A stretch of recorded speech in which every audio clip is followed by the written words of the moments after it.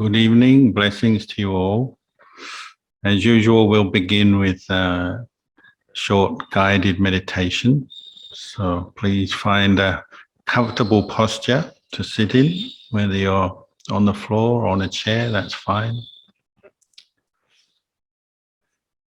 Bring your attention to your own body as you're sitting here right now. So should help by closing your eyes, because that will reduce some of the distraction. And whatever sounds you can hear around you, just let them go. Don't bother about them. You can even imagine as if you're sitting totally alone in a quiet place somewhere, even if there are other people around you.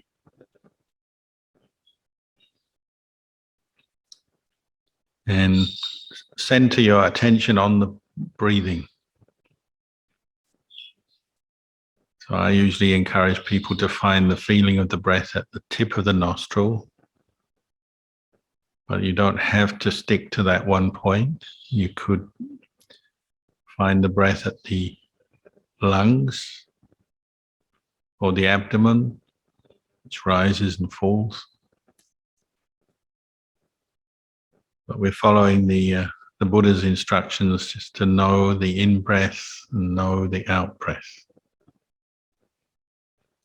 So often it helps to exaggerate your breath for a few moments. Just breathe in a little bit longer than normal.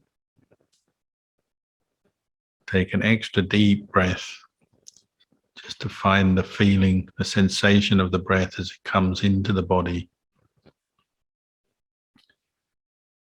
And then there's a pause, and then you breathe out again. Just learning to pay attention to the in-breath and the out-breath.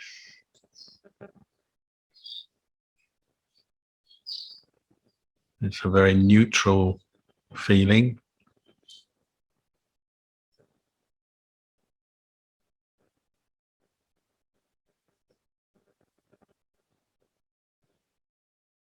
And even though you're aware of your breath, we say my breath, your breath.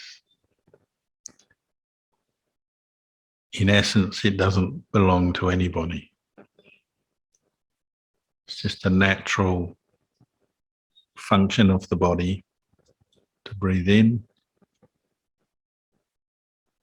breathe out. We need the breath to keep the body going. We need the oxygen, which will go in through our lungs into the bloodstream and around the body. And we need to get rid of the carbon dioxide from the body.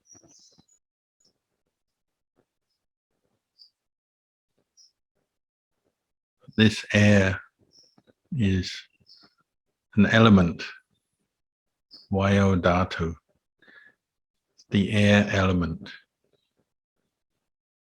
It doesn't really belong to anyone. We're all sharing the oxygen of this world. It'd be very difficult for anyone to kind of limit other beings' use of oxygen. As long as we're alive, we can breathe it in.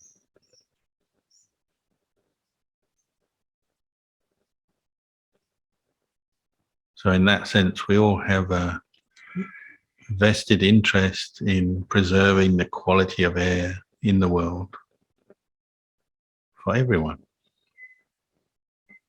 Because air is life. Oxygen is life. And we get it from the trees and plants. So it's in our own interest to preserve the forest and plants of the world. It's in our own interest to preserve air quality by reducing pollution, being careful how we use the resources of the world.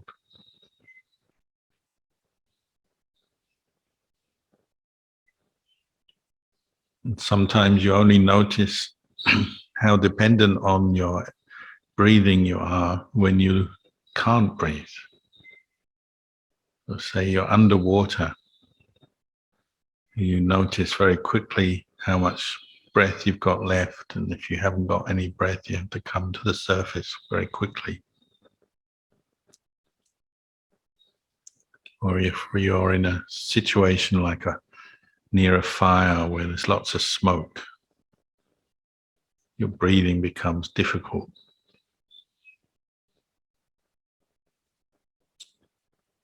At those times, you realize how death is very close to us. We stop breathing just for a very short time and can't survive.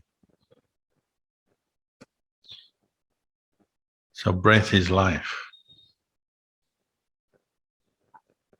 And it's something we have to share, and we have to look after our environment for everyone. We're all in the same position. So a wise response to the world is to practice tolerance and kindness towards other beings, preserve the environment for all of us. We can all benefit. So as we practice mindfulness of breathing, following the in-breath, the out-breath, we can also be developing more awareness of ourselves and other people with kindness, compassion.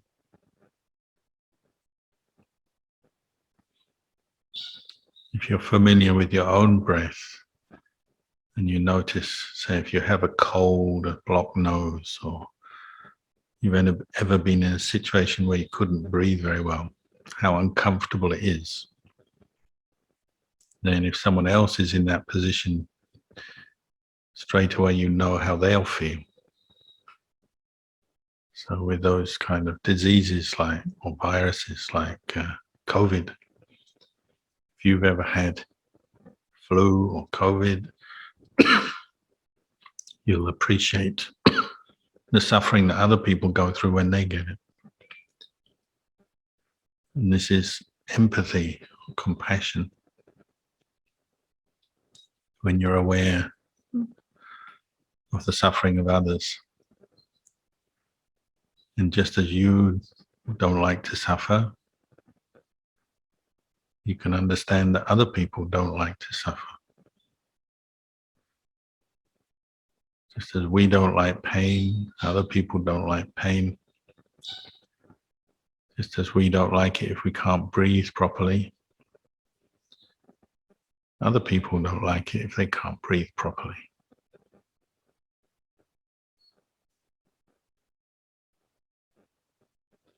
So the practice of mindfulness of breathing brings up this heightened awareness of the body, but also brings up compassion for others. And it brings up an awareness of our state of mind.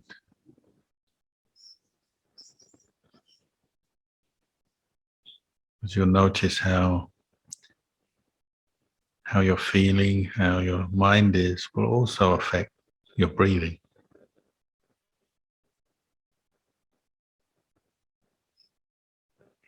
If you're very agitated, worried, angry, breathing tends to become shorter, faster.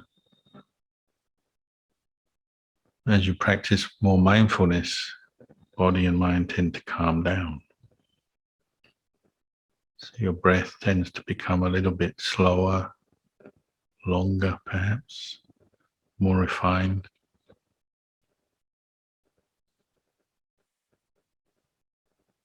So if you become familiar with this practice, you can even use the breath as a way to calm yourself down if you become very distressed or angry or afraid. You can turn to the breath as a way just to calm your emotional state, calm your body, calm your mind.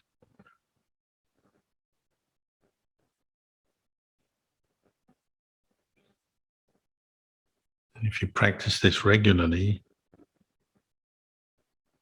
you might even find you enjoy life a bit more.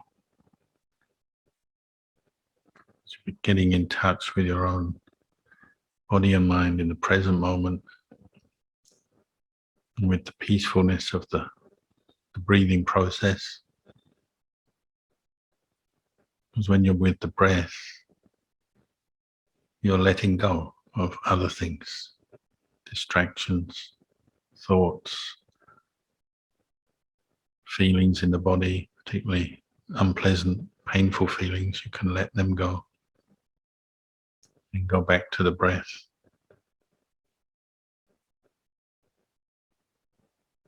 So your overall experience tends to improve as you practice mindfulness of breathing.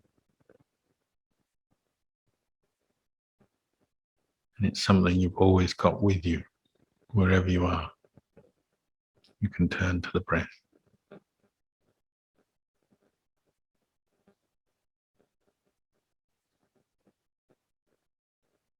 So we'll just sit on a little bit longer and practice mindfulness of breathing till you hear the sound of the bell.